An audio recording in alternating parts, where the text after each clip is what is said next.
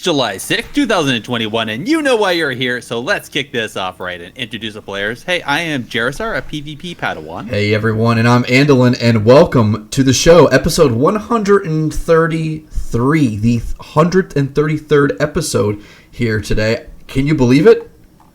I can't believe it. I can't believe that we made 133 episodes, buddy. I know, and considering that's every other week, that's kind of crazy to me, but anyway... we're glad to have you, just like we were anytime today, as much today. So, welcome to the show. Today we've got Athalus, our grand poobah, our dear leader, which is the term that he's told us he prefers to go by. There are many statues erected in his name. Praise be unto him. Many. Athalus, how are you today?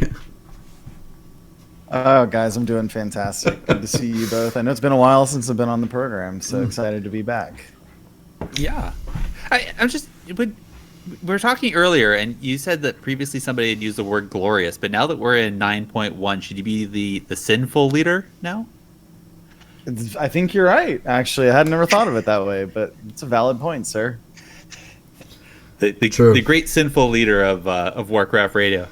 Well, I guess just in case, if some people are new to the show and people don't really pay attention to what everything else that happens over at Warcraft Radio, why don't you tell everybody who you are and what you do, I guess. Sure, yeah. So I was the first audio-visual content creator for Warcraft ever. That sounds weird to say. That was like 17 years ago. I know, it's a really big claim. Warcraft Radio, yeah. But it's true. So closed beta 2004, but... so Warcraft Radio, I founded it, and then we had like a 10-year hiatus, and then we came back a couple years. So I do a little bit of everything. I'm a podcaster, so I have Realm Maintenance, which is a podcast that helps promote podcasts like this one. We also help run the podcast directory on warcraftradio.com, and then just in general, I guess I pay the bills. So. Keep the lights on. Big bucks. Yeah. And you stream. Well, I know you took a little hiatus from streaming, but you're streaming over at what's the tag you go under again? I can't remember. Yes, Athalus WCR, ATHALUS WCR. So I did just pick up streaming again. In fact, I just got a new toy. I got an IRL backpack. Yeah. You did it on auction. Stream. Yeah, I did. Got that. Got the mobile laptop. So hoping to start streaming on the road again. But with COVID coming down, I'll be back on the road like 2-3 weeks a month. So it can be hard to stream when you're on the road. But trying to pick that back up. And so this is an upgrade from the BlizzCon backpack that you had. Well, the BlizzCon backpack I had was a rental. Oh, so okay, got it. It's an upgrade in that I own this one. Also, it's a 4K camera instead of a 1080 camera. So that's another upgrade. But okay. What? Yeah. Oh my gosh, that's amazing. Actually, it was really lucky. So, oh boy, I got eBay stories later. Unless you want to hear them now, they're actually really funny. Let's take a minute. Okay. Tell us a quick story.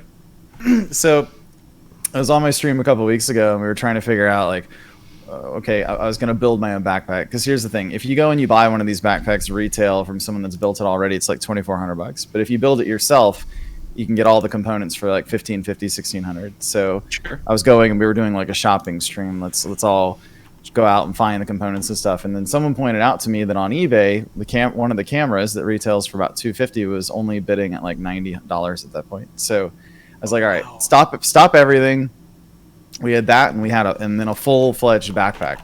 So I started bidding on the camera. Mm-hmm. And the thing about eBay is, if you've never done an auction before, it's not like other auction sites where if you bid like within the last 5 minutes, it'll extend the time. Like with eBay, the time is the time. So there's a ton of like bid sniping. So I get in there with 30 seconds left, and I drop in like a $280 max bid. It retails for $250, but it's sold out right now because of the semiconductor shortage. So a lot of these cameras are selling for like inflated prices. Right. And so with 3 seconds left, somebody outbids me. And I'm like, I'm freaked out. First of all, I'm up in the Smoky Mountains, so my connection is pretty ass to begin with. And I go to enter 300, and I accidentally hit 3,000. Because I fat fingered it on my phone. Nice. Oh So I won the auction. No kidding. So it turns out the way that auctions work on eBay is all it's going to do is outbid the next highest person by $5. So I ended up being out $445. I had no idea. Like when it cleared, I was like, oh shit, what am I going to be in for? So somebody had gone and dropped in a $440 bid. So $445. I was so pissed, but I got the camera. There you go. And this is my little action cam. There you Nice. go. Ooh. Yeah. Oh my god. Wow. Sorry, I just had sudden envisionments of Wreck-It Ralph 2. If you ever watched that show. Just I haven't. Okay. Yeah. Wreck-It Ralph, he doesn't know what he's doing, and so just for giggles, they're betting, but it's him and another character. They're betting against each other for the same item that they both need, and they're That's friends, really funny. but they're just doing it for fun because they make a bid, and the guy's like, "You get it," and then if you ever watch the scene, Nice. yeah. Anybody who has kids knows exactly what I'm talking about. Yeah, right. That's the missing factor for me there. I have a Yeah, kid and I don't know what sorry. you're talking about. So. Oh god, I'm that old. Yes, Yeah. the gray beard shows it. All right. Well, why don't we move on then? And I mean, hey, so we know servers just came up. They're a little late because of maintenance, because 9.1 dropped today, and apparently there's a bit of a hiccup, whatever, but they got it through. So I have to ask, did you guys get anything good in your loot boxes? Anybody? Did you log in at all? See what your Great Vault had in it? I logged in and I got Sushia. So no, not really. You got sushi? Sushi, yeah. Nice. Maybe I should go check mine then. Andallyn, you haven't played for so long. You probably have something from like 9.0. No, I'm pretty sure they just erase everything that I would have gotten. So I don't know. It should be still sitting there. maybe But here's so. the thing, right? So when you only log in for raid night for like 2 months and literally just go check in and then leave, Yeah. like the vault will actually queue up all of your rewards, so you can go back and just wow. open. So it'll be like, these rewards were from a prior week, and then so there was No one point way. where literally I only logged in on raid night for like a month on my main just to help people bring their alts through, and I went to the vault at one point and I got like 4 rewards in a row. It was pretty funny. Oh wow, I didn't realize that. I had Yeah. no idea. Oh, wow, Normally, that's awesome. normally they just say like with the, like you would normally get to like your PvP chest or something like that, and it would be like, oh, if you didn't get it within that week, it's gone. Like there's no Yeah, chest not anymore. Not so this time. So Yeah, it's pretty that's cool. good. That's awesome. Yeah. I had no idea they did that. Yeah, that's pretty, because that was pretty crappy if you forgot for some reason to log Yeah. onto an alt or whatever and check. Like you're screwed. Yeah. 100%. All right, cool. Well, I have to admit, I got in some LFR last night or yesterday with I've been leveling my disc priest, and so I got in there to I had to get a memory for my legendary, so I went in on disc priest, didn't have a legendary on him, didn't have anything, just like some crappy 185, mostly covenant gear, and did okay and walked away. So I got a piece of gear, and I'll be honest, I remember I went in just before this show and I got it, and I don't even know what it is. I didn't even pay attention. I just clicked on it and said, all right, I'm done, logged out, and I got ready for the podcast. Sounds super engaged. You're gonna log So back in on and be the like, what is this? So in the 2 hours and 20 Jesus. minutes that the servers have been up, I've already finished my weekly I finished the assault, I finished my weekly for Korthia, all the dailies for Korthia, and I did the world boss. So that was my last 2 hours. Oh wow, that's your wow. Okay, let's hear. I surfed Twitter while cooking food, having my teenagers make sure they eat, and then prep for the show. And I had literally like 10 minutes to log in. Sorry, I flew to my covenant to get the weekly quest, so that when I opened up my command table and got the rewards from it, it counted towards the weekly for that. So Nice. Very nice. yeah, Andallyn, what have you been up to these last couple weeks, buddy? Are we doing the last 2 hours or the last couple weeks? Let's do the last 2 weeks. Sure. I think Your last 2 hours are probably playing Overwatch. Yes, I got a few DPS queues in. It was great. I won 2, lost 1, so I'll take that. But hey, Nice. It wasn't my fault. Never is in Overwatch. Right. So let's see. I've been all over the place, traveling here and there.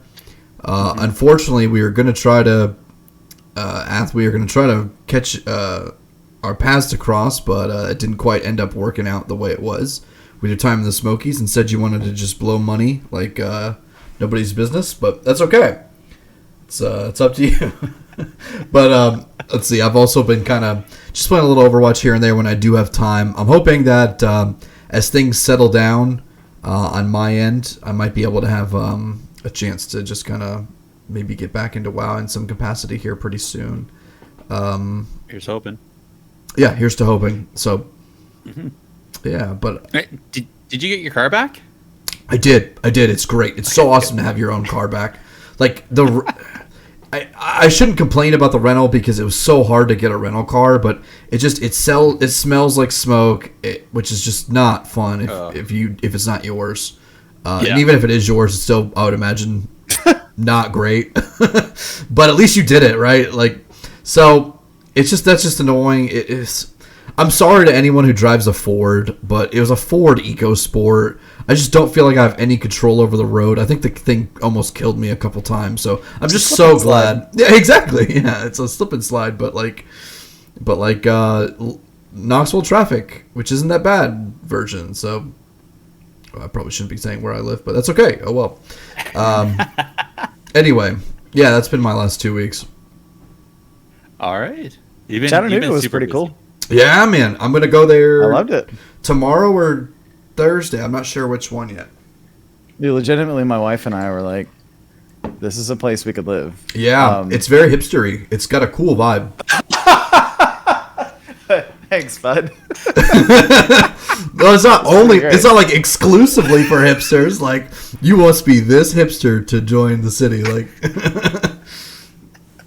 It was pretty cool. I'm just kidding. They actually do that. Yeah. I'm sorry, you do not like broccoli on your pizza? You cannot live here. It was not like that at all. But we like cauliflower. gosh. Okay, you can come. Yes. Oh boy. All right. On that note, let's roll into our need, greed, and pass, and let's see what people think of what I came up with this week. This likely won't be a clean feat. All right. So keep your distance, Zoe! All right, Gerissar, let's hear it. What you got for us? All right. So, like always, I'm going to pose a scenario, one of us is going to pose the scenario with 3 questions. It happens to be me this time, and each person is going to have to take a turn to decide on which one they'll need, greed, and pass on. So let the hilarity commence as we talk about this one. So, as we kind of talked to, or I think the blah, blah, blah. Oh my gosh, words are suddenly hard. So as we kind of noticed in the title, it's the Racing for Domination. We got the new 9.1 just dropped. The new raid just opened up today. The Race to World First technically I guess started today with the normal heroics, but really it starts next week with Mythic, the Mythic raid, which is what we're going to be talking about a little bit later on here with Athalus. So I figured let's talk about Race to World First. And what changes could we see maybe for the Race to World First? So I'm going to take a page here from Maximum over at Limit, because I know he has occasionally voiced his opinion about how he feels the NA server maintenance difference compared to the other regions. So thinking about that, how could Blizzard help make the Race to World First, I don't know, more even for all the different regions? Make it even. Make it so everybody has the same amount of time. So first option would be having a global launch schedule. So just like how when Shadowlands launched, the light switch flicked on at a certain time, and all around the world it started at exactly the same second, right? So that being so this way, then the raid is active on all servers at the same time, just like the expansion launch. The other one, the second option, would be servers in EU, China, and Taiwan start based on whatever the NA start times actually end up being. So seeing how NA maintenance usually happens on Tuesday and can take time, they time mark when that actually happens, when they're actually able to get the servers up, and they make it so it's the same at the local time in EU or in China and Taiwan, right? So case in point, like today, I think it was what was it? It was like almost 3 p.m. Pacific time. So tomorrow, make it be 3 p.m. Central European time or something. Of course, it ended up being 6 because it was delayed by an extra 3 hours. Yeah, which happens a lot. We're the NA beta test. Exactly. Yeah. So actually, take that benchmark and actually make it the same for every server, right? Or the other one is actually do a purposeful staggered launch by 1 day reset. So case in like if today was Tuesday, regardless of however long it took them to actually get the maintenance done or whatever, the actual launch would be tomorrow on Wednesday. And so for the EU servers, then it would be Thursday, and actually have it launch at 8 a.m. or whatever time they decide. But then on the next reset on the next Tuesday, then it comes back to doing Tuesday resets for all the server stuff. So again, scenario is what would you like Blizzard to change to make the Race to World First a more amenable schedule for the raiders doing Race to World First? A global launch schedule, so all the servers come up at the same time. Just flick the switch. Have the servers start based on whenever NA actually comes back up on their local times, or just delay it by a day so you actually have a purposeful staggered launch by 1 day. And don't forget, people in chat and people at home listening now, you can answer and send in your answers. So if you're in chat, just type them in chat in the Twitch chat. And if you're sitting at home, email technically at pvp.gmail.com or tweet us at technically_pvp. Athalus, you look like you're about ready to answer. All right, so you gotta go for global launch eventually. The thing is, it'll never happen, and if it happens, it'll be like 2 expansions from now, right? It just the technical requirements to do simultaneous maintenance on all regions is incredible, right? Mm-hmm. It's next to impossible to do, and that's really what we're talking about here. We're not just talking about bringing things up simultaneously for the heck of it. Like, we're talking about moving the maintenance schedule. The last option you listed, I mean, the problem is none of the options except for global simultaneous release are equitable. They're not. So when you look at, let's just have like Europe will have only a 6-day week instead of a 7-day week, so that way they can line up, like maybe move North America back a day or something like that. Unfortunately, each of these options presents a different challenge, a different issue. Yep. Right now, we can at least get close with what we have right now, because you can measure how much time and certain regions were down and things like that. And then at the end, you can kind of go back and say, well, the number 2 guild in Europe killed it this many hours after, and there was this much maintenance. Like, there's at least some calculation there that you can do, whether or not that's valid or not. I'm not going to speak to that. A lot of people think first is first and none of that stuff matters.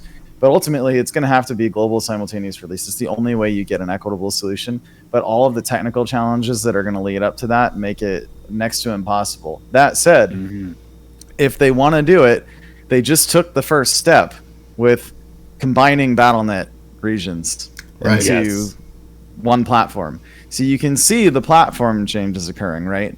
The other thing I think we're going to see, and not to change subjects, but I think next expansion we're going to see you able to raid with the other faction. Like, there's clearly a let's tear down the barriers that are separating players from each other kind of movement happening. They can see it in the community. People want it. And I think this is another one of those things. This is sort of the end of the tunnel. This is where it's all going to go eventually. But right now, I think it's at least several years out. All right. Okay. So would that be a need on That's absolutely a need. All right. So which one would you agree on then? So I would need on the simultaneous launch. I would greed on probably the final option, which would be having each having a region have a shortened week, but then lining everything back up the following week. Okay. All right, and then pass on the figure out whenever NA comes up, and then make that the actual start time. Okay. Yeah, I think there's too much math involved in that, and like, let me. Hey, 99% of you that aren't in the race for world first, let me punish you and not bring up the servers until the guild, you've arbitrarily been kept out for a certain amount of time based on the NA. Yeah. Oh, you don't think Blizzard's going to hold up the whole game for 40 players? No. And I don't think they do. I don't think they design around 40 players. Don't. That was such a great segment from Preach. I love that. Yeah. Definitely. Absolutely.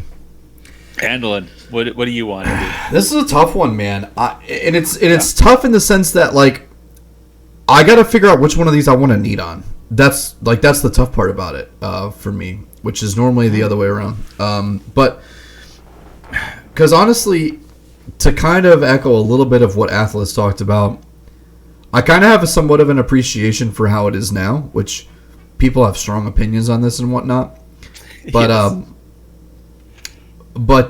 You know, to kind of follow in that same line of thinking that we were talking about, when you start to put everything from a common datum, what you're doing is you're focusing the lens on everything about, like, okay, now every small inequity, every tiny piece, even if the servers blip in NA for a second, but they don't in EU, now all of a sudden it's like it's got the guise that is even more unfair than it was before, because what you've done now is you've set the playing field so close in perception that your perceptions are hyper aware, if that makes sense. Yeah. So, like, kind of what I mean by that is you'll notice that people, when they, like, you don't really start to feel like you're, it's not really, I can't learn to think of a good analogy for that, but yeah, anyway, when you start to push everything that close, and you start to get, like, everybody, what you're doing is you're focusing all the attention into this idea that everything is going to be perfectly equal now, and when it turns out it's not, everyone's like, well, what the heck, man, you know? So it's kind of like setting yourself up for failure. And so I think, honestly, the way that it is right now, even though there is a level of imperfection to it, it allows you to have enough wiggle room to where you can have a reasonable amount of play, because there's advantages to both sides, right? Whereas when you put something on that equal footing, quote unquote, so to speak, and now all of a sudden a small step in one direction is a huge advantage that the other team doesn't have, whereas it's a changing advantage. Yeah. So, I mean, because I'm really not the biggest fan of the other two options, I'm going to need on the global release, even though, you know, I kind of feel like it's got its downfalls. Yeah. But oh yeah, for sure. I'm probably gonna greed on the last option there, where you have purposeful staggered launch. Yeah. We'll agree on the staggered launch. So okay, cool, interesting. So I'm gonna say I was gonna need on the purposeful staggered launch. I think it makes sense to take the servers down, make sure that patch them up or whatever, and then just flick the switch the next day, right? And then that way, everybody gets a fresh start right at the beginning of the day, and you can calculate the time, right? Because we've seen it before. They do it many times where they decide that they're going to do a launch time, and people take the day off. They want to rush in and do that next patch, whatever. And then they, like today, they end up sitting around waiting for the servers to finally come up because there's some glitch along the way. Yeah. So I'd say do the server maintenance, get through everything you need. Make sure it's all tested correctly and everything, and then actually flick the switch the next day, and then everybody can plan for that. At least then you know it's set. So, and sure, I guess in the grand scheme of things, like if that works properly, then every region should only have 6 days for the first week, and then they're back into a 7-day week, which should be fun. And so I was going to do that. Then I was going to that was agreed on the global launch schedule, because I think really that would be really awesome. But at the same time, I realized that there's some zones where that means that they're going to be raiding, servers come on 2:00 in the morning. That's not, there's going to be there's always people that are going to be unhappy, and that's definitely not happy. And yeah, the pass was on the server starting based on whatever NA start time was. I can only imagine what that would be like over at China or something like that. They're like, come on. Right. Well, see, that's the thing too. Like, even if you do a global release, you still have that almost inevitable idea that there's still going to be a mismatch, because like if it's like the middle of the night on the other side of the world, then they're still staggered in an essence, because it's just more natural that your brain's going to be firing a little bit more during the day. And even if you try to force it to where you say, no, we're serious, we're hardcore, we're going for first place, we're going for gold, we live in Taiwan, you're still probably not going to stay up as long as someone who's maybe waking up that morning. Sure. Right? So there's a certain level of, we're still staggering people somewhat, and there's going to be advantages that kind of dish out from there, because if you're maybe not as quick to the punch, then now you've kind of seen a little bit more. And I mean, this kind of exacerbates a little bit more later on down the road when it's tougher bosses, more unique strats, and different things like that. But there's some strategy there, certainly. Like, in that case, I wouldn't even, if the servers came up at midnight, I would sleep in, and then I'd have my strategist watching what everybody else did while I was in bed. Absolutely. You catch up real quick, and then you keep going after they've gone to bed. So there's strategy there. Do you delay your start a little bit? But I still think despite the time zones, I still feel like it's the most equitable, because it gives you the ability to do whatever you want. Do you want to get up late and go for it? Great. Do you want to start right when it starts? You can. It's then up to you. You have the choice as a team of what's going to work the best for you at that point. Very true. All right. Well, we'll see. We'll see what happens. We'll see if Blizzard even does make any changes. Probably not. I mean, it's been how many years, and they're still doing the same thing? Yeah, so they won't. Well, it's been popularized for 2, though, so I mean, right? It's true. Yeah, we'll see. All right, let's actually talk about stuff that's actually happening and look at the upcoming WoW PvP events. Get in there and fight! Stop hiding! All right, our PvP events. Going through the normal stuff here. So, as per usual, we have Dalaran Gaming hosting his 5v5 1v1 duels. So there's teams of 5v5 that 1v1 duel, Pokemon style as we like to call it. So keep an eye out for those. Again, his Twitter is Dalaran_Rogue. Dalaran just like the city, _Rogue just like the class. Flark has also got his 3v3 tournaments. Those are back. Keep an eye on that Synergy Discord. Do you know where you could find a link to that Synergy Discord? Yeah, it's discord.gg/synergy. Look at that. Maybe we'll put it in the show notes if we're feeling extra saucy. Yeah, that would actually, I could probably actually do that. Hyperlinks up in this. I'm just really bad at this. You think Get I'd be better at this by this time?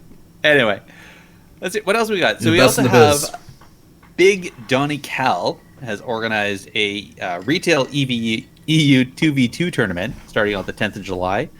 So there's a tweet in the show notes. He just asked the people to actually he shut down his DMs on Twitter, so you have to DM over on Discord. So he has his Discord name there. So if you want to sign up, I don't have any other information on that other than according to the advertisement, he is giving away a 1-month sub.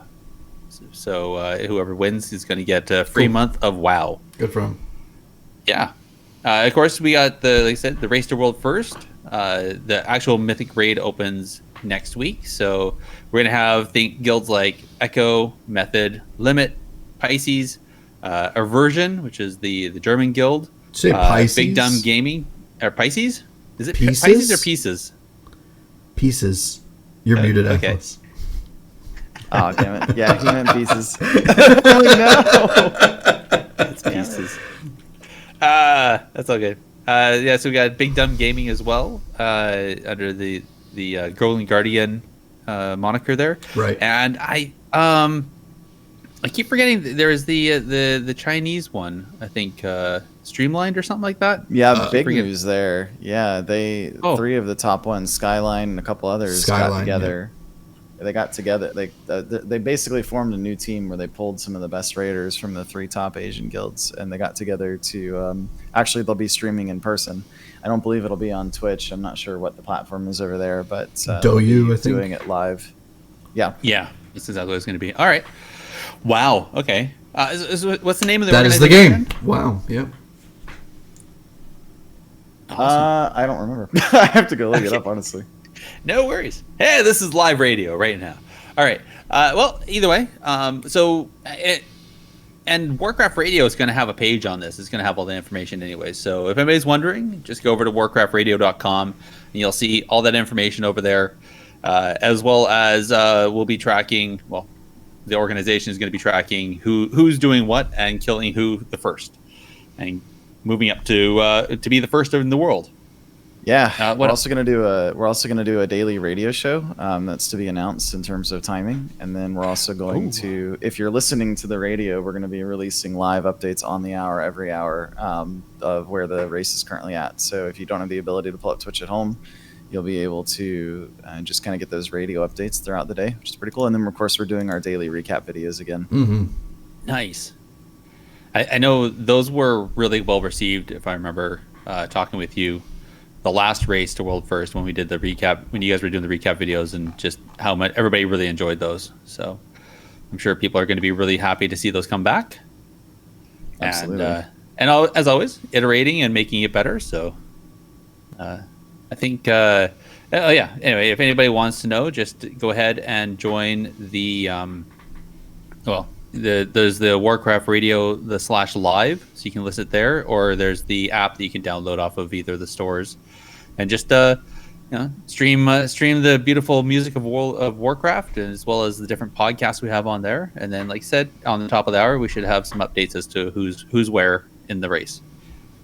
Speaking of other things being done by, over on the Blizzard side, there's the Burning Crusade Arena Tournament. I think the Classic Arena Tournament is what they're calling it, the CAT. That's going to be the 23rd and to the 25th of July. Yeah. So signups for those are still available. And if I remember correctly, it's a strict 3v3 tournament. Mm-hmm. So there's no fourth player. It's just going to be 3v3. And if you don't have a team, go ahead over. You can go over to Warcraft Radio. Go over to World Warcraft, and you can find the links there to their NA and EU signups, and you can sign up as a free agent and join other teams if you need to. Yeah, which I think is really awesome. I love that feature. Yeah, me too. Especially because a lot of people were having issues because they were having concerns about trying to find people on their same server to play with. It's because they may have a team that they're playing with on live on the classic servers, but that doesn't mean that everybody on that team wants to actually compete competitively like that in an actual broadcasted tournament. So, right. Yeah. People. What else we got going on, Andallyn? What else is Blizzard doing? So we've got the MDI with its various changes that have also been announced. So MDI Season 2 starts August the 18th with time trials, and September 3rd with group play.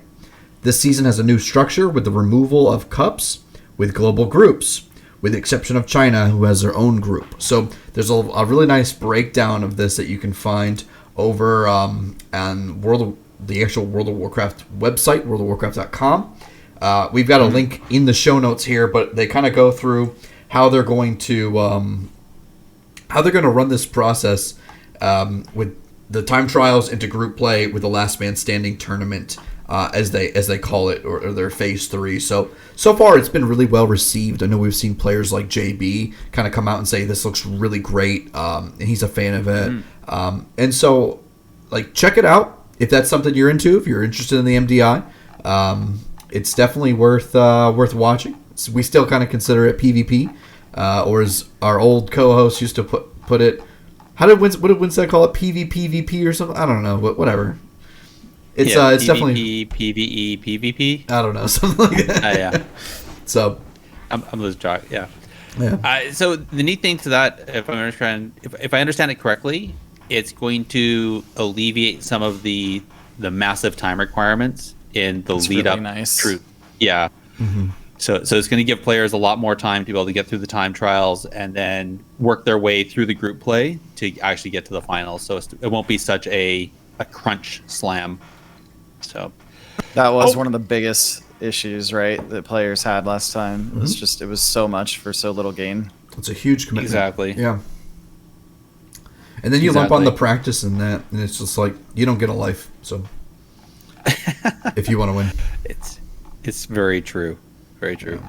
What else is? Oh yeah, and then the other one is the AWC. The second season starts on the 31st of July. So that was actually announced.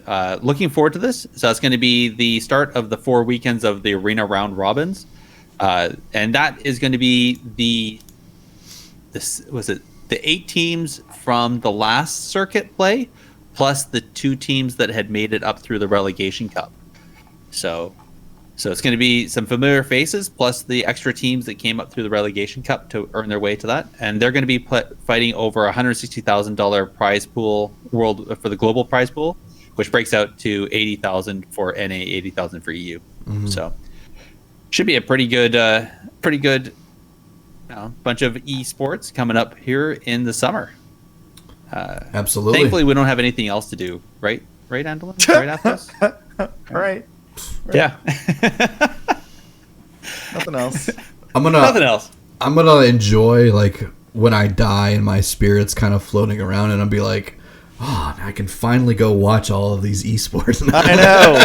I know. I'm just glad that the Race to World First doesn't overlap with these. Yeah. You have to imagine that was really intentional. Like, don't have your, frankly, your pinnacle event that happens twice a year. Don't have that overlap with all this other stuff, because it'll just overshadow everything else. So I like that they timed it out a little bit. Absolutely. Yeah. They're smart. That's interesting on that end. So. Yeah. We'll have to ask D-Machine about that. See how much purposeful thought was put behind that. Right. Yeah. We'll have to. But before we talk to D-Machine, why don't we actually talk to you, Ath, about the Race to World First and actually what we as viewers can expect both from the streams, from what World of Warcraft is actually doing, and maybe we can break out a bit more on the talks, the items that you brought up earlier. Yeah, so the Race to World First continues to grow. It was if you haven't been following the race over the last couple of years, essentially Method was the progenitor of the concept of live streaming it, essentially. Prior to a couple of expansions ago, nobody was really streaming it at all. The guilds were very secretive, but they realized that, the trade-off of exposing their strats basically was worth the amount of viewership and frankly revenue that they could get from streaming it. So it's blown up into this huge event. During Nyalotha, when Method still had most of the guilds kind of teaming up with them, hundreds of thousands of viewers on a single Twitch channel. It was like, if it wasn't the biggest Twitch event ever at that point, I don't know what was. And so it's continued to evolve. Method, obviously, last year, if you've heard about any of that stuff, frankly, some of the outcome of what happened in the last year resulted in a lot of different streams. So now what you end up with is you'll have 5, 6, 7, 8 teams doing their own streams for their guild's progression. So it's grown, but it's also caused the viewers to sort of spread out across different channels. Which is okay. And actually what it's done is it's opened up a ton of opportunities in WoW esports for folks. So people that have wanted to dip their toes into production or arts or even casting are starting to get career opportunities because this scene is growing. I myself am going to be on 2 of the casts as a caster, and I love it. Like, oh my gosh. I know. 2 of them? 2 of them, yeah. So Echo and Method, I'll be casting for both, which is like 9 hours a day. Plus I'm doing stuff for Warcraft Radio. Plus I have to raid. Yeah, dude, Athalus going to be over here like, yeah, it's going great. And hold on real quick. Yeah, guys, Everything's going great so far. He's gonna have 2 computers going. They're gonna be back to back. It'll be great. Yeah, whatever. Yeah. I'll be honest though. Go ahead. No, go on. I was gonna say, hopefully, there's no mistakes with having the mic open on the wrong mic and trying to do raid callouts while you're trying to cast. The good news is you're muted. So I can do them all. The thing that's gonna suffer though is definitely gonna be the sleep. I just don't know when I'm gonna fit it in. So some mornings I start casting at 2 a.m. Eastern time, and then some mornings I start casting at 8 a.m. But I always am going to finish at 7 p.m. Every day I'll be doing like a 3 p.m. to 7 p.m. Eastern block. So some nights I'll get to sleep from like 8 until 1, so 5 hours. If I can even fall asleep, I'll probably end up pulling up, the limit stream or something and just like going until midnight and be like, oops, how'd that happen? Yeah. Jeez. Oh my gosh. But no, it'll be fun. But so I'm very happy. It's kind of spread out a little bit. There's more channels. That means that no one guild though is getting all that Twitch revenue. So they're having to find revenue other ways. So you've got sponsors lining up. It's actually opening up more sponsors to get in on it though. A lot of the sponsors will have exclusive things like, if you represent us, then you can't have these companies as sponsors because they compete. And so, they're kind of each kind of picking their horse in the race, if you will. Yeah. That does allow, though, you as an organization to kind of say, well, then I'm going to push back on that because now if we're going to if you want to comment on that regard, you want us to sign like non-competes in essence, then we need you to be a title sponsor. We need you to like sponsor the event at a title level.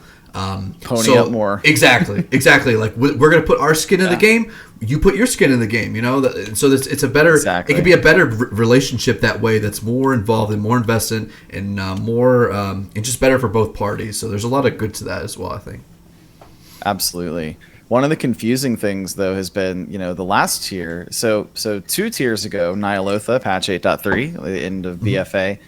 You had in-person events, right? So there was an in-person event for Method, there was an in-person event for Limit, and they were huge. They had their whole teams there, 25, 30 people, plus production, plus casters.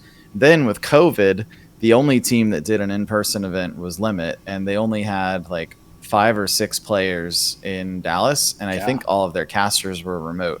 And actually, what was interesting is it lowered the audience. And I don't know if not being in person did that or what, or if it was just that Method was no longer in the game that lowered the audience. I'll tell you exactly what did it. Yeah. OTK came onto the scene, and for whatever reason, I never expected this. This blew me out of the water. Yeah. But their stream was actually incredibly entertaining because they took a new spin on this. They took a new spin that I thought, honestly, was so smart in a Twitch lens. They put all types of shoulder content around it. They had Maya bringing like these animals from the zoo. Like there was so much stuff going on, and then you just like watching the race, and then you got involved in the race more so, and you stayed there in the dull times and the lull times because there was so much going on. It was so entertaining.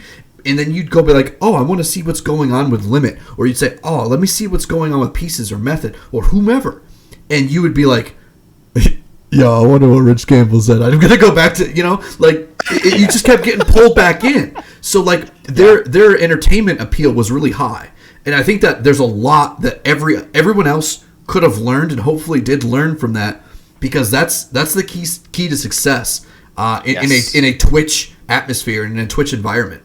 So yeah, you're gonna see a lot of that this race. So like Limit has announced Limit has announced that they're going to be doing a morning show. I believe Echo has announced that as well. Limit, I think Echo, I forget what Echo's calling it, but Limit's got like a fancy name for it.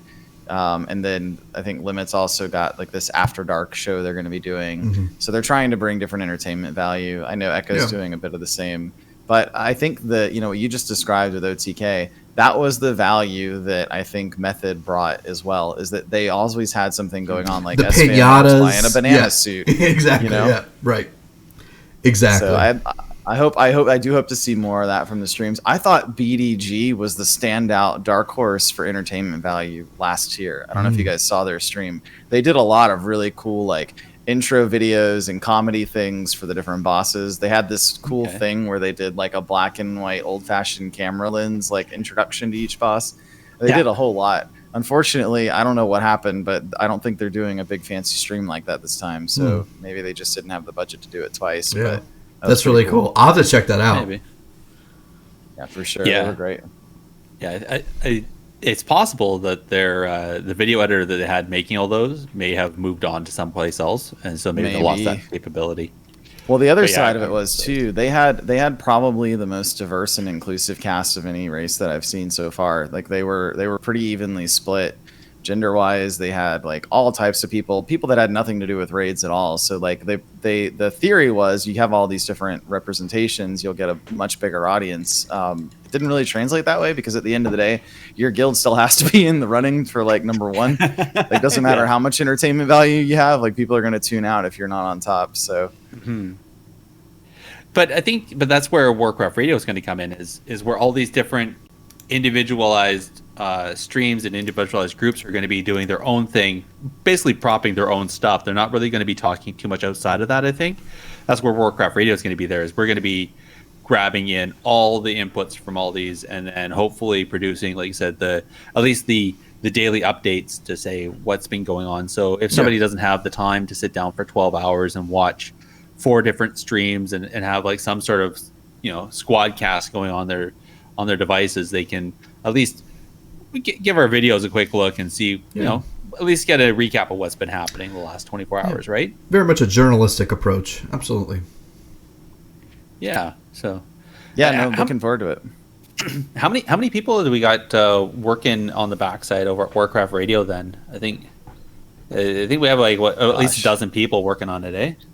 Yeah, you usually do. I think we got a couple fewer this time around. If you guys want to volunteer to help out a little bit, you're more than welcome. The thing is, we're probably doing more this time than ever, so we definitely need the help. But yeah, we typically have around 10 people or so that are working on it at a given time. So it's a lot of people. Yeah. I mean, I think that's what some people don't understand is just how much horsepower has to go behind these kind of things. Like Absolutely. you said, for a 20-man or for a 20-person raid team, and then the casters and everything, the amount of production people behind all that to make it look good on Twitch, it's more than just 2-3 people, right? Yeah, There's a lot of stuff there. That's so true. A lot of skilled work too, but also a lot of unskilled work. Just like there's a lot of just brute force work that's got to get done. Clipping, clipping things. Exactly. Lots of that. So I'm a little bit dumb, at least on this, because I have to admit I don't follow the Race to World First quite as closely as some other people do. But I guess Athalus, what would you recommend for people to keep an eye out this time around? Who should we be keeping an eye on? Yeah. So the top is typically going to be Limit and Echo, right? They're the folks that historically, even though Echo is a new guild, that team is the team that was Method for the most part, right, previously. So those are the two teams that are always kind of the favorite. Limit, of course, is going to get you can call it a head start, but typically their maintenance lasts longer on Tuesdays, so it's a little bit more limited of a head start. But in any case, those are always the two to follow. For me, what's more interesting is what happens the next 3 or 4 ranks down from that. And a lot of times it's like that in some sports where you just have a team that's like truly dominant. So you start looking at, all right, well, who's going to be making moves, right? And so historically, it's been, Limit or Echo, or the team that was Echo, Method, then Limit. And then number 3 typically is Pieces. I think that's been true the last several tiers. Pieces is a European guild. Yep. And then from there, a version on some bosses, yeah. Sometimes a version, yep. And then when it comes to the final boss, there for some reason that's always seems to be the way it lines up. So there are several other guilds that are sort of in the running after that. I think at one point BDG may have had, I can't remember if they had a 4th place finish at one point in the recent future, which was kind of surprising. But then, like you say, a version's in there. And then the Asian guilds start to kind of pick up. The thing is, most of these last tiers, the weekly reset is on Tuesday in NA, Wednesday in Europe, and then Asia is a Thursday. So typically what'll happen is they'll get to the final boss or the boss just prior to the final boss the first week. And then as soon as they reset, meaning, the weekly reset starts, they'll go and they'll get a bunch of gear, and that gives them the ability to get over the final edge. So typically the race is going to last about 9 to 10 days. And while Europe can overcome the 1-day differential, we actually almost saw it. It was probably the coolest moment I've ever had in esports, where you had Limit and Echo on Sire Denathrius, both under 5% at the same time last year. It was, and I was casting during that. It was like the coolest moment ever. It was insane. But that would never happen with Asia because Asia doesn't reset until Thursday, and typically by the time Asia resets, it's done. So but because of that, you see the top Asian guild usually is going to come in like 5th, 6th, 7th, or 8th, somewhere in that bottom of the top 8. So this time though, I'm most interested. The storyline that I'm most interested in seeing is what will Method with their new raid team be able to accomplish. This last year.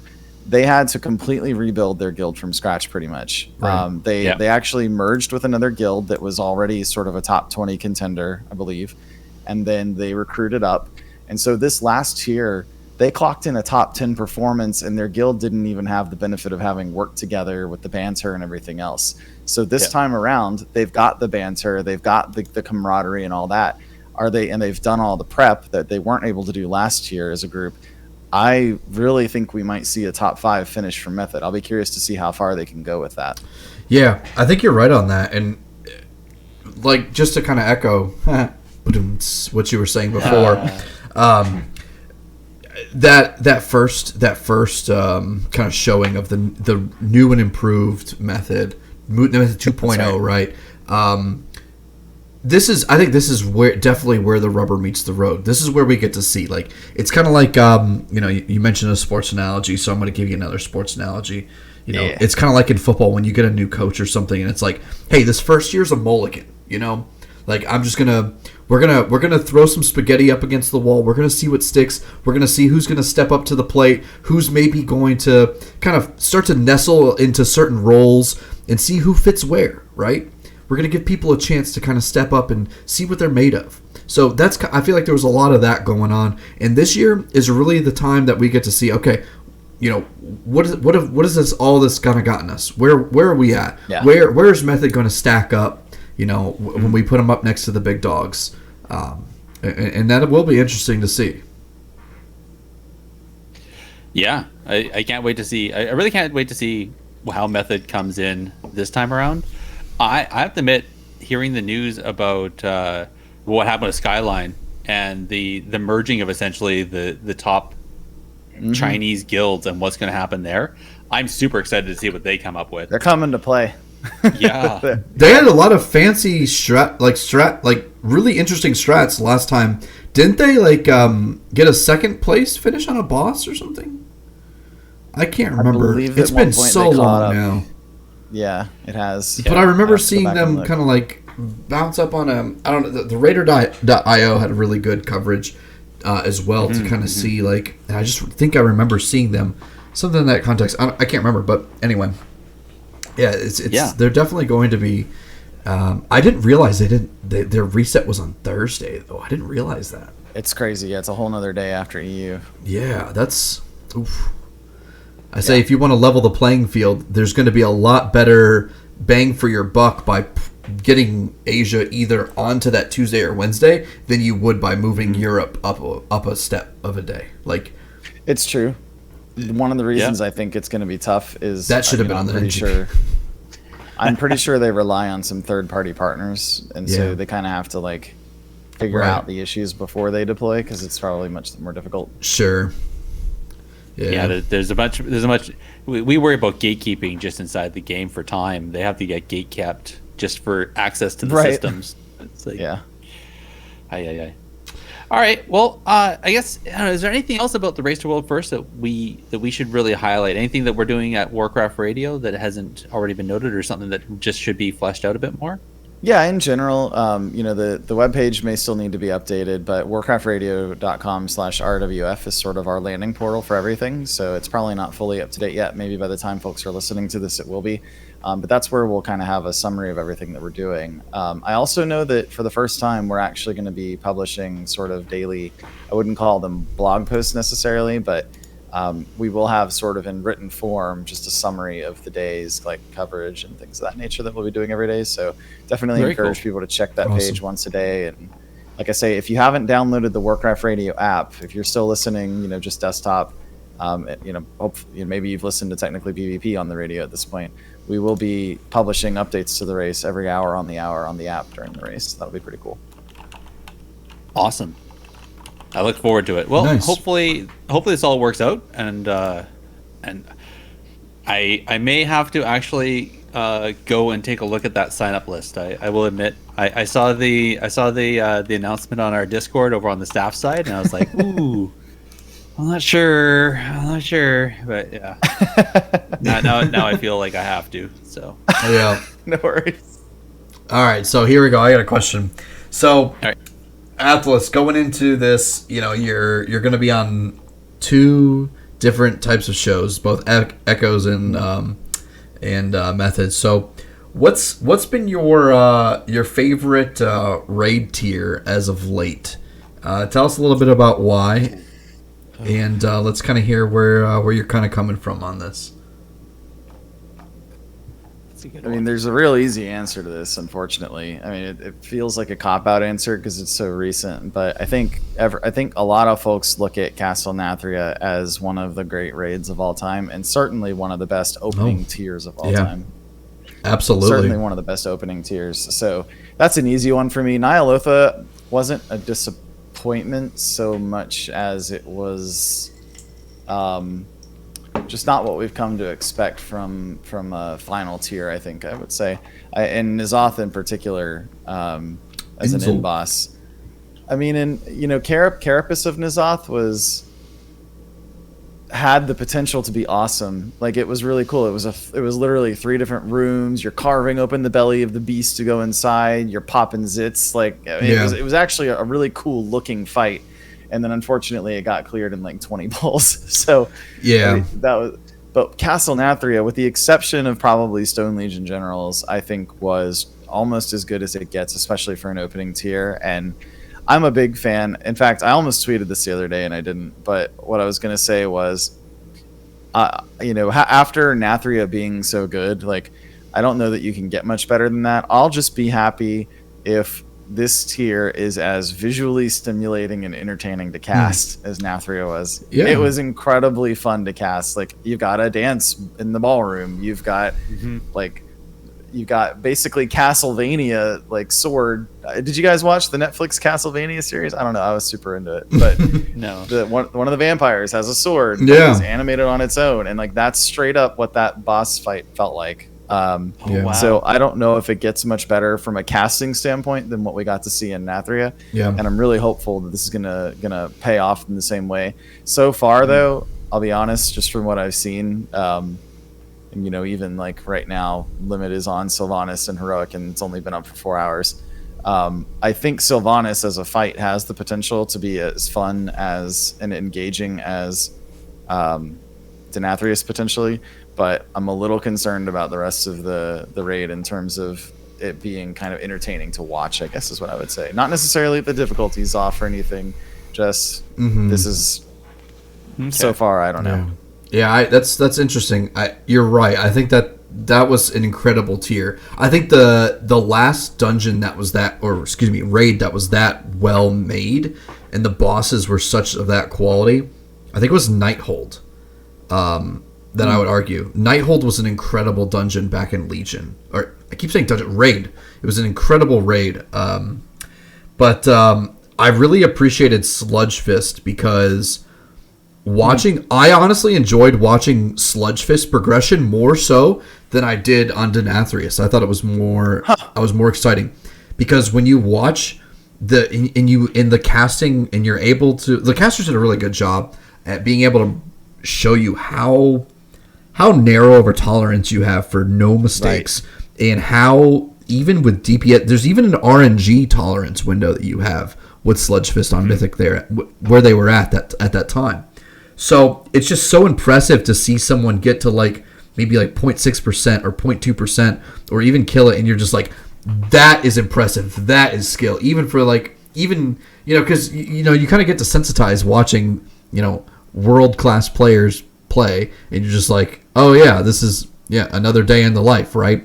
But it's really cool to see something like that you have a really unique appreciation for. Like, wow, they hit all those windows and it was perfect, it was flawless that's impressive. So Sludgefist was my favorite boss of this tier, but I'd have to agree with you. I think that and Nighthold were some of the two best raids that you've seen. Sludgefist was good. It was your classic patchwork style DPS check, but at the same time, like, it brought some value. I mean, and again, from entertainment value, it was engaging. Like, he was a funny guy. Like, he's lying around the raid taking a nap, and then he's mad because you keep waking him up. Like, just for entertainment value, even, like, it was a fun boss, I guess, to go up against.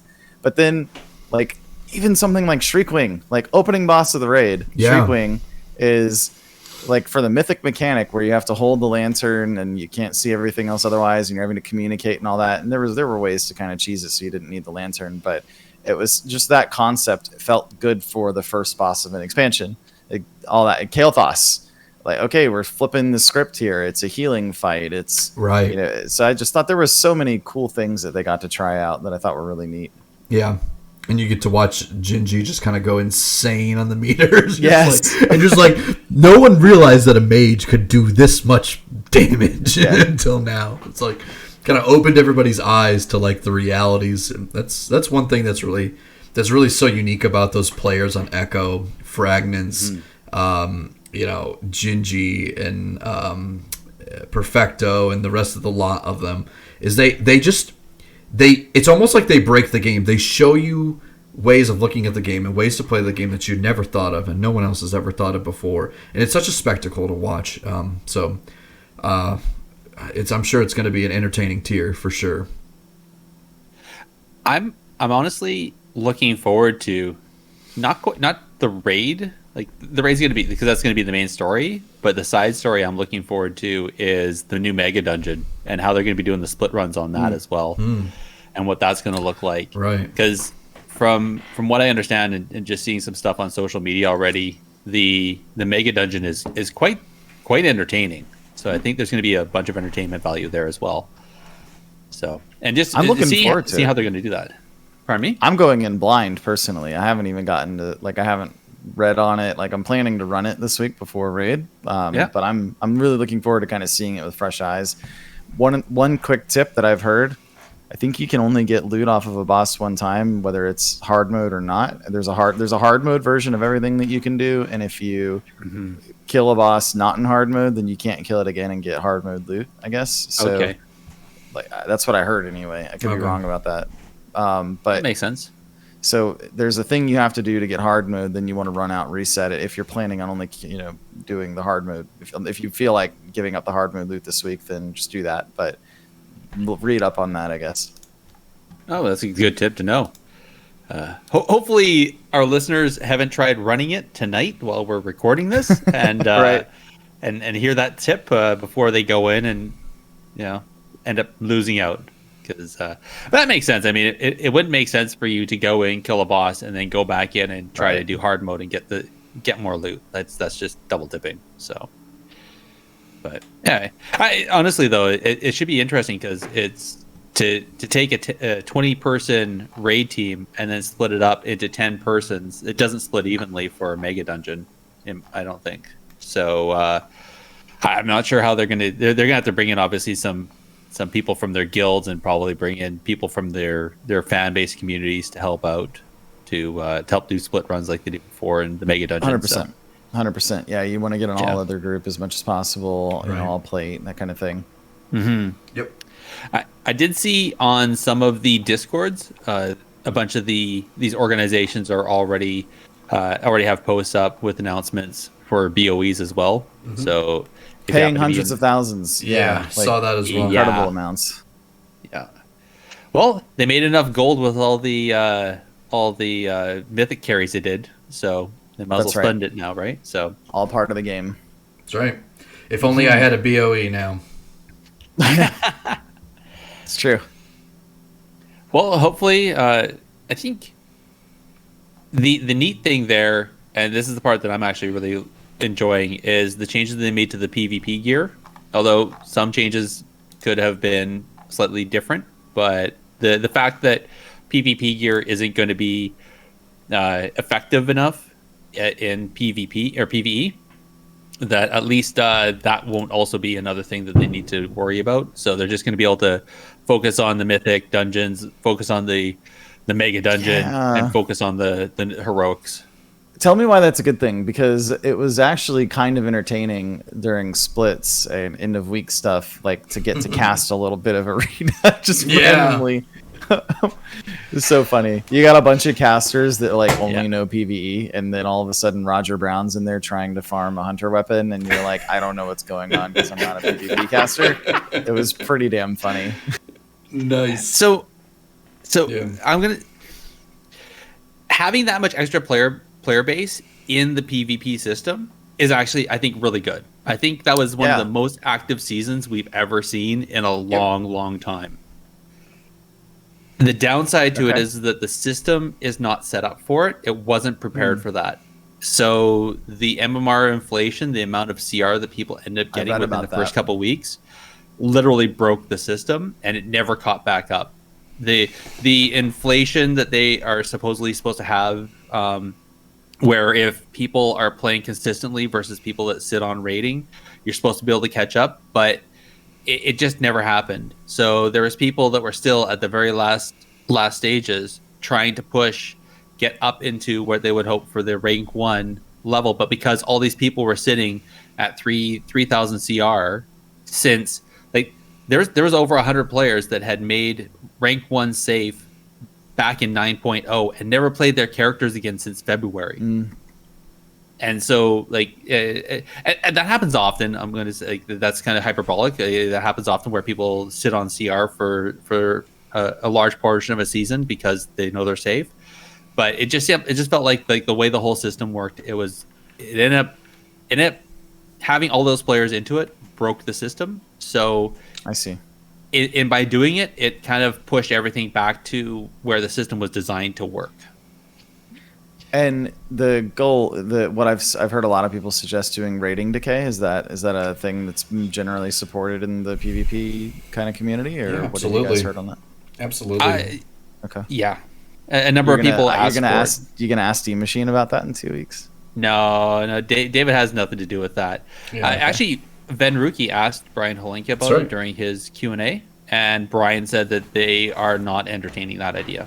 They'd rather find other ways. So, which, well, you got to have another way for that to that answer to kind of make sense, in my opinion. But like, so well, it needs to be solved. Yeah, exactly. So hopefully we can figure that out. I know another portion of that too is on the PvP end. It's kind of like the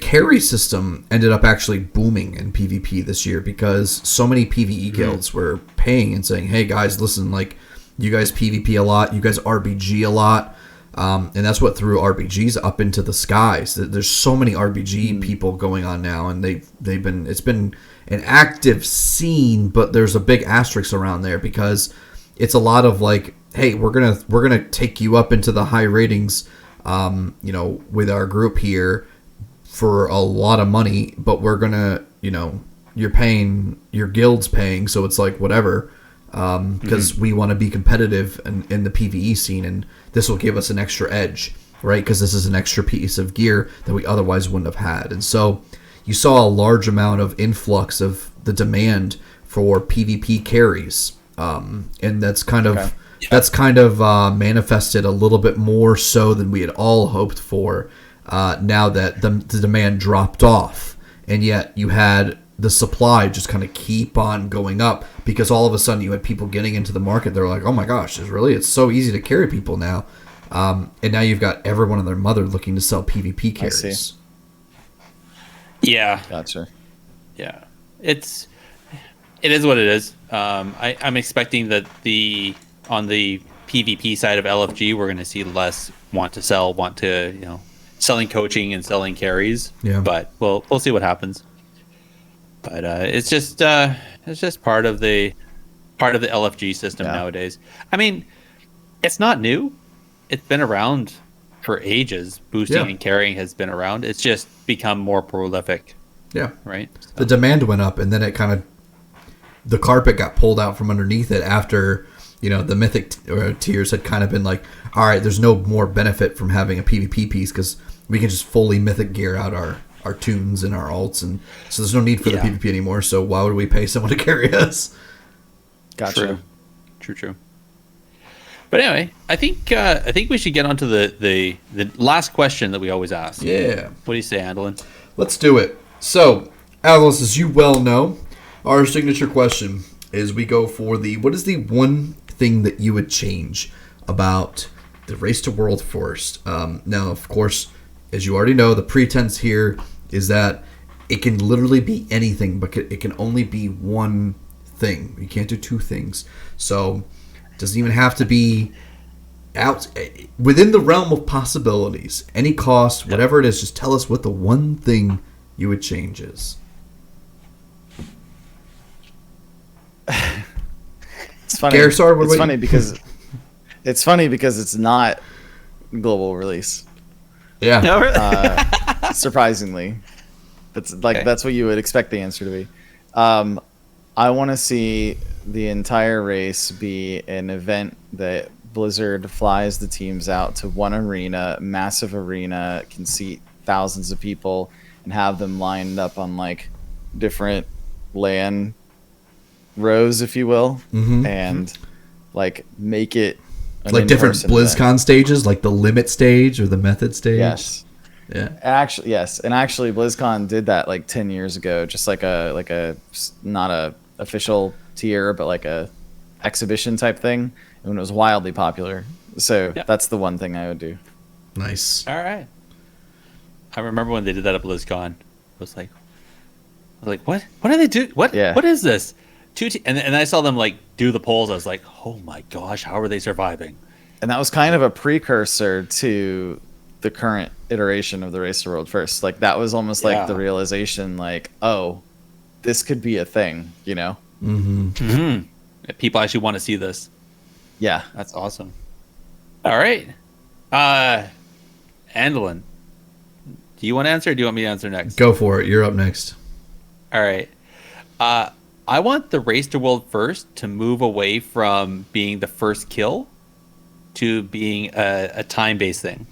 So if from when the servers open up, if a team kills, let's say, the first boss in the first hour, and then another team, their server starts in a day, but they kill that boss in 30 minutes, they are, that kind of a thing. So whoever is able to clear the whole thing.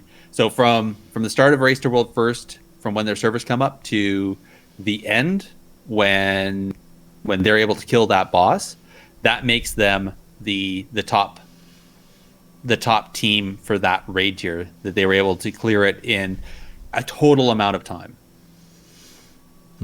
If that makes any sense. Yeah, that's a totally different approach, but I've actually heard a lot of people say the same thing. I think it rather than trying to work on server starting and all that other stuff, just make it a total time, and then it becomes equitable. So, Andallyn, your turn. So, I think the one thing that I would change is not quite ironed out, but you know me, I'm always a sucker for. I think the best way to kind of draw interest and draw extra everything that's extracurricular in WoW can be made better if it's in game. So what I would like to be able to see is some kind of in-game type of functionality, even if it was simple as just how they do the WoW anniversary and you get the little fireworks. Even if you got little fireworks for all the different teams, and you could go into Stormwind or whatever and be oh yeah, limit, and use your limit fireworks, or just different things like that. I think it would be really cool to have something in game. Now, obviously, you'd like to kind of see something like that kind of evolve more and kind of become something that maybe have some kind of in-game coverage, or maybe have some type of way to where you can spectate, or maybe have some type of thing where you can I don't know, bet your gold on who's gonna if they're gonna down the boss on this pull or something like that. I don't know, but all that kind of stuff I think would be really engaging, and that's what the game's about. It's an MMORPG. Like we don't play the MMORPG to watch other people play it on Twitch. We do it to engage with all the other people playing it at the same time in the game. So that's just my 2 cents on that. That's what I would change. It's interesting you bring that up because I almost feel like you're right. Like a lot of it's on Courage, right? Classic. That was and not so much this time around, right? Because everybody knew exactly what they needed to farm for the war effort, and they already had it before it started. But like when that came out 15 years ago, 16 years ago, that felt like we're all working towards a goal as a server, and that was one of the coolest things. And you could argue there's a little bit of that today with the race, where they need people for splits, they need people to buy BOEs and things like that. But like, there's not a server-wide component. Hey, we're all trying to unlock this raid together or something like that, right? Like, how cool would that be if the race wasn't just about the guild themselves having to get to the end, but it was also having to lead their server to get the unlock to get into the raid to get started, right? Because then that would feel more like a community coming together trying to make a thing happen. Right. But it's tough because when you start blurring all these different lines and you start breaking down all these lines of communities, which some people view as bad things, some people view as good things, but nonetheless, when you sort of break them down, like you mentioned earlier in the show, Athalus, talking about letting Horde and Alliance start to raid together, you start to destroy all the fundamental fabric for these genuine, nostalgic type of things that can be used to make such great content. So, it's one of those things where you're like, all right, Blizzard, this is why you own the IP and not us. Right. Yeah. So I think it's got to happen. I think the story's been going in that direction anyway. And that's all. That's their objection has never been, oh, but gameplay mechanics. It's always been, but the story doesn't, like, that's always been the reason that they haven't done it. And so I think we're already past that. We're constantly working together. I mean, by the end of BFA, we were working together again, right? So I think it's time. Yeah. We just need the gnomes and the goblins to get together and make like a drive-in movie theater where we can watch teams the race play. to world first, yeah. Yeah, absolutely. I mean, and if you're that a would guild be that great. wants to opt into that, right? Like maybe there's a trinket or something you drop that's like a POV camera, and then people can, I don't know. That'd be fun. Yeah. Engineering, yeah. Make professions matter, yeah.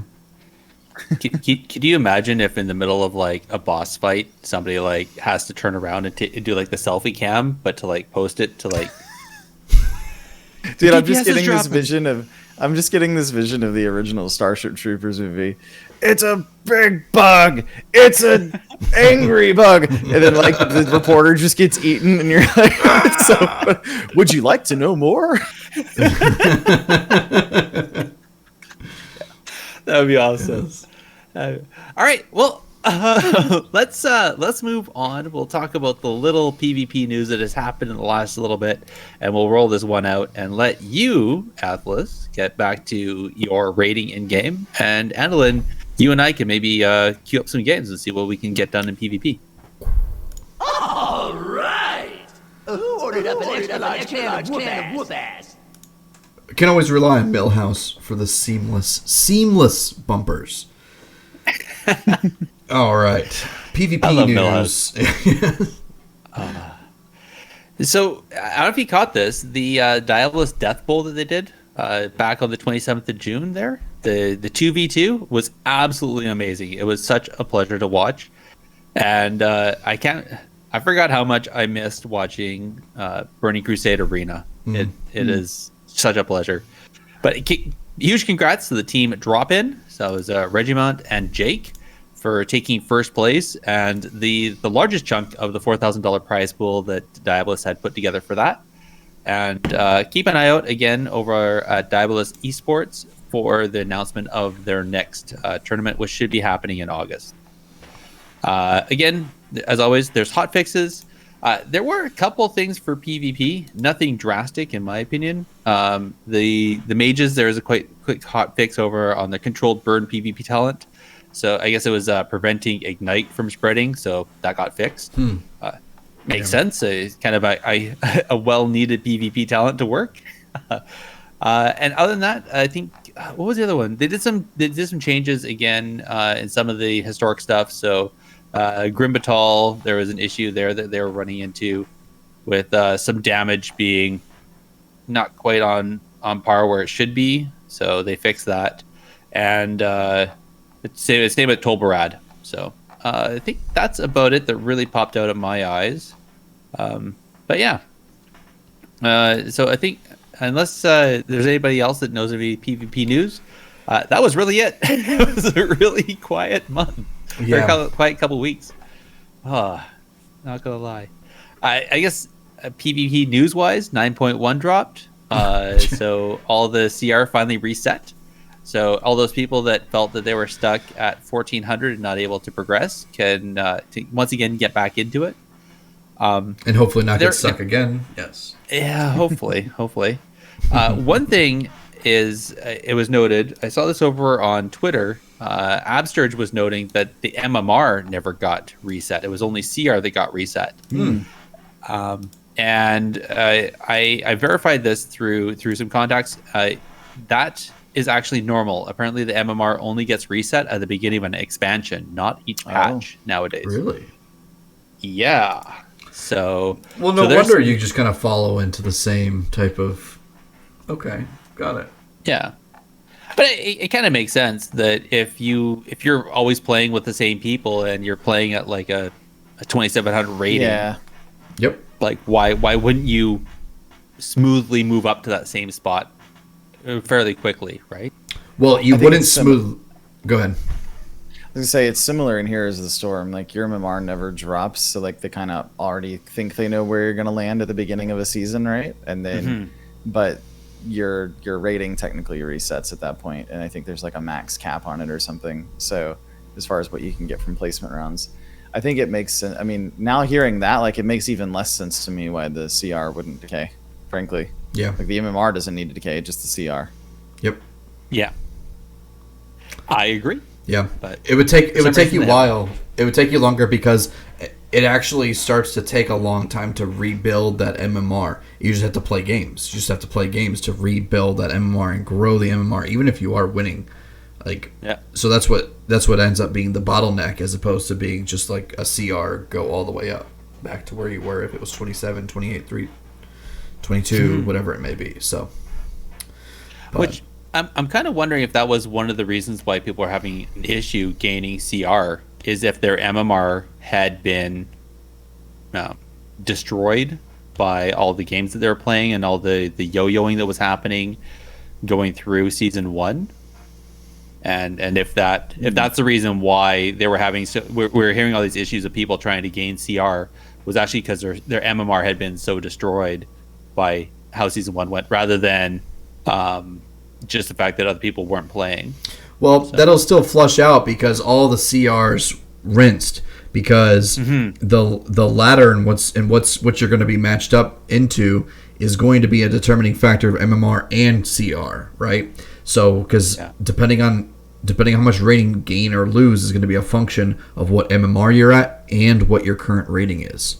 So if your current rating is much lower than what your MMR is, you've got a lot more to gain. Whereas if your MMR is much higher than what your CR, or excuse me, if your CR is much higher than what your MMR is, then you're not really gaining much, but you've got more to lose. So this is a game that the game says you should win this game, right? So I mean that it'll all kind of shake back down and settle back on the MMR side. So Should. Here's hoping. Right? Like, we only ever see it in practice. We never see it in, like, we can theorize as much as we do, but it always ends up being in practice that we see how it really hits. Athalus, do you have any shout outs you want to give? Anybody you want to shout out? Anyone I want to shout out? Oh man. Well, you mentioned Diabolus earlier, so I've got to call out to Kexman, who's been killing it over on the Diabolus casts lately. Really proud of how he's come in his casting career, so that's been really cool. True story. That's a good one. Yeah, that is. Andallyn, anybody you want to shout out? I'm going to shout out to Ketra. She's always joining us in the chat, always holding it down the fort. Mama Warcraft Radio. So shout out to Ketra. Hell yeah. That's awesome. I'm going to shout out the Patreons, the people that have taken their hard-earned cash and given it to the Warcraft Radio Patreon to help. Thank you. Athalus. Thank you. Yes. And it shows that they like what we're doing over there, along with everybody else of the team, and it does help. It does help out Athalus with the bills, and So if you like what we're doing here, as technically PvP, and if you like what Warcraft Radio is doing over there, maybe think about going to the Patreon and giving $1 or $2 or more, depending on what your wallet can support, and help support us. And the more that happens, the more we will be able to improve and make all the shows even better, and see where that goes. So, I hate doing that. I'm not gonna lie. I hate pimping myself. I feel like, but we really appreciate it. Yeah. Yeah, I know. I know. I appreciate because it supports you and it supports everything that you guys do to support us. So it's really nice. I guess speaking of pimping ourselves, Athalus, can you want to pimp your stuff and tell everybody where they can find you? Yeah, absolutely. So on Twitter and Twitch, Athalus WCR, ATHALUS WCR. I do stream a few nights a week. Also, at Realm Podcast on Twitter is the Twitter feed for the Realm Maintenance Podcast, which is a monthly podcast that features content creators from around the community, usually 2 podcasts and 1 video cast every month. Pretty sure you guys have been on there a couple times now. Yep. Only once, but yeah. Only once, okay. Well, we need to get you on a second time. But yeah, so that's a monthly thing, and I think just this last month I did an interview with a guy named BioSparks, who's a kind of a newer video creator for Classic WoW. So awesome. Those are all the places you can find me, and also of course on the Echo and Method casts coming up starting next Wednesday. What is that? The 14th. Yeah, indeed. Wow, that's coming fast. Holy moly! I know. All right. Believe me, I got a lot of studying to do. So much for going in blind. Yeah, I know. It's unfortunate. Hey, sorry, I have to ask. Quick question: how are you going to study? By playing the game, or are you going to be watching some of the Echo videos? Little of both. So I mean, like even on this show, Limit just got to the final phase on Sylvanas that we know of in Heroic, and it's wild. Like phase 3, she still has 75% health. So that's a pretty good clue. Like she's not dying. There's a lot of mythic. Yeah. On Heroic, she has 131 million HP. Like, no. Wow. So. Oh my god. Well, hopefully they don't take her to trial and then some time portal shows up somewhere and take her to another expansion. Andallyn, can you list off where our listeners can find us? Sure. You can contact us directly with a tweet to @technically_PvP or by an email to technicallypvp@gmail.com. You can also join our discussions, and please do, in the Warcraft Radio Discord, specifically in that Technically PvP channel. Indeed. And you can also visit the Warcraft Radio website, where you're going to find a podcast directory with us and many other great shows at warcraftradio.com. And the directory there also has a review system. So head over there, tell everyone what you think of the shows that you listen to. Links for all this is going to be in the show notes, and we want to thank everyone for listening, and we'll chat with you next time. Good night, everybody. Take care.